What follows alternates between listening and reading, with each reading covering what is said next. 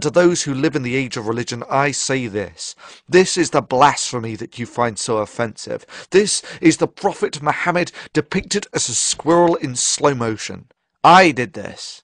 Your move. Do your worst. But even your worst will serve as nothing but a catalyst to strengthen the walls of the age of reason, to awaken the giant. Even if you strike your hardest blow, its operationally insignificant effects will simply make us more powerful than your Dark Age minds can fathom. You know, the unarmed guy who was cycling to work before he was shot 8 times, then stabbed and then had his head cut off, simply because he made a film critical of Islam.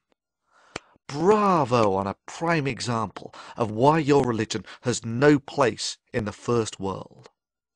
You see, all that barbaric stuff in the Quran about cutting off arms, legs, tongues, heads, and so on. Sharia law, you call it.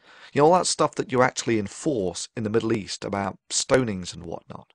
There's similar stuff in the Bible, you know, utterly destroy those who don't buy into the religion and stone disobedient children and whatever. However, ultimately, after 1,500 years of acting very much as you do now, it was convinced in the Enlightenment that that really wasn't the way forwards.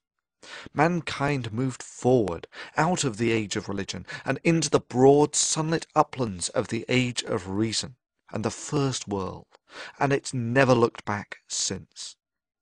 I mean, let me make this absolutely clear. The computer that you're sitting in front of, watching this video on, is a symphony of the fruit of scientific naturalism.